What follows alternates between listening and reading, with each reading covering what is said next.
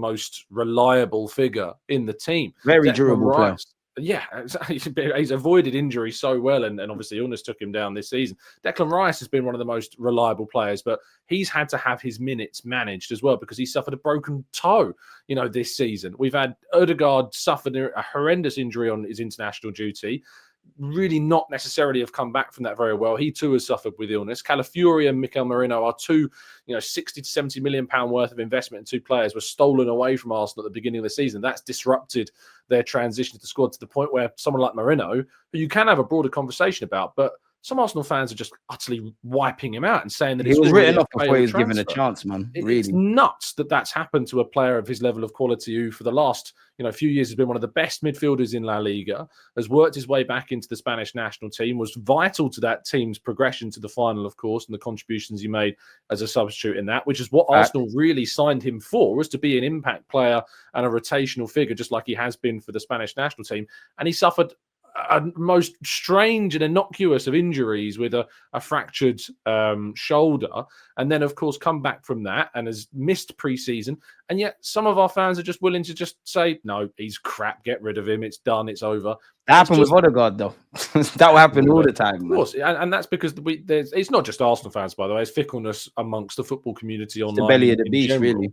And social media is conducive to creating kind of these wacky opinions. But when it comes to the idea that Arsenal have somehow not been, not been in any way affected by misfortune or have suffered a misfortune that is similar to that of any other club, it's just ludicrous because we have suffered way more. And it's not just that, it's the controversial decisions that have gone against Arsenal that we see time and time and time again. I think you're bang on the money, man. I think on one hand, I don't feel we've necessarily put our best foot forward or controlled the controllables. But on the other hand, there's no way you can't wrap it up and say we have been unlucky. There's been referee decisions that in games, of course, naturally, you move that away. Have we always done everything? 9 times out of 10, probably not. But we've been done dirty. As you said, there's been injury, there's been illness, there's been so much that we've had to put up with, and we're still only in February. You mentioned Martin Odegaard, and you set it up perfectly, man. You know what? You might be able to play instead of Martin Odegaard if his form continues, Tom, man, with this playmaking ability. But I wanted to ask you, like, where are you at with Martin Odegaard? And obviously, I'm not asking you about being stripped of the captaincy and this and that and the third that you hear. How much of it do you think is down to him in terms of his poor form? And how much of a part do you think it plays in? Obviously, there's been no Saka, there's been no Ben White. And our right-hand side, there was stability there. Like, where are you at with that? Yeah, our right-hand side last season was probably the biggest reason why Arsenal were as potent and as threatening as they were. And that has been entirely ripped up this season with Saka's injury, with White's procedure that he's had to undergo, and with Odegaard's own issues, and then the form that we've experienced. So the fact that Arsenal, after losing pretty much the entirety of their most threatening trio, stands just 4 goals off the goal tally of last season at the same stage, that's mental. Really. It is mental. And goals have really been something that have been highlighted overall as a bit of a problem for our team. And, in the second half of last season, we went on a massive run and picked up some big, big wins. And at the same stage last season, there was obviously similar questions. And so it's going to take Arsenal to put in some big goal performances, like we saw last week against Manchester City, of course. Still can't believe it.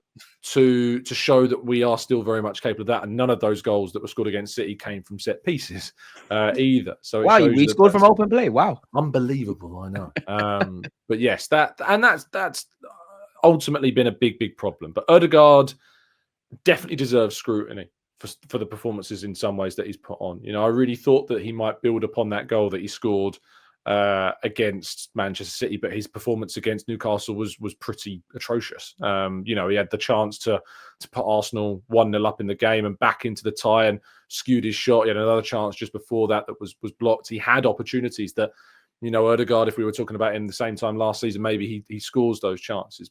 And he knows this. He's done interviews this season where he talks openly about exactly. He's talked openly about the fact that he needs to be better and his goal tally's not been good enough, and he's very self-scrutinizing in that. Obviously, he's got his personal life, which has changed quite dramatically this season, but that isn't an excuse, for the change of his form. But his injury and illness certainly has been something that you can point to and think that's disrupted his flow and his momentum. And it's very hard to get that back, especially when you're in a team that is so demanding and then so short of the players that you've been so used used to playing with in White and Saka, that when you've come back from injury are suddenly gone and aren't there, and you're playing with these different players out of position. And football's like about relationships, man. 100%. And so that he has really suffered as a result, but he also needs to do better.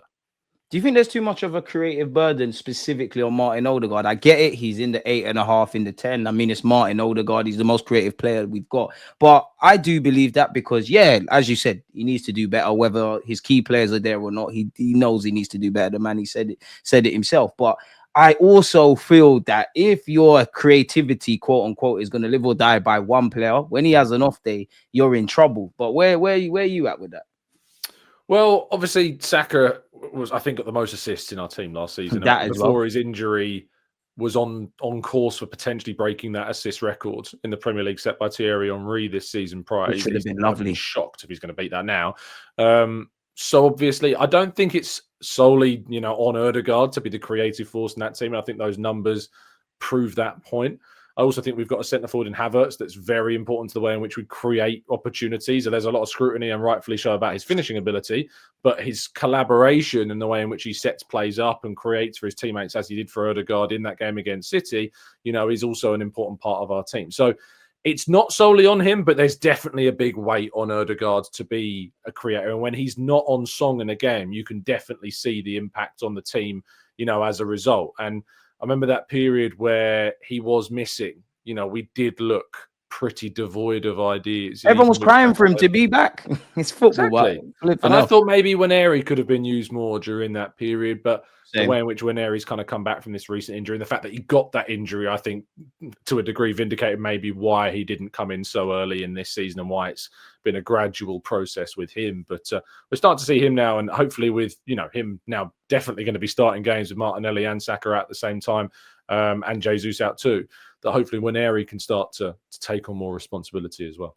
I think you're bang on the money, and I think on one hand I'm excited or scared about our attackers. I feel Kai Havertz, in my opinion, I actually think we've got as much lemon from Kai Havertz as himself. I feel Kai Havertz has, respectfully to his teammates, pulled a lot more of his weight. I think he's been a lot more reliable, and he has scored goals. That being said, I don't believe Kai Havertz in this current role is going to get us over the line. That's nothing to do with him. And I think that's on the club to sign a number 9, right? But to have Kai Havertz, who for me as well has looked knackered more than anything, has looked absolutely knackered, as you said, is a facilitator.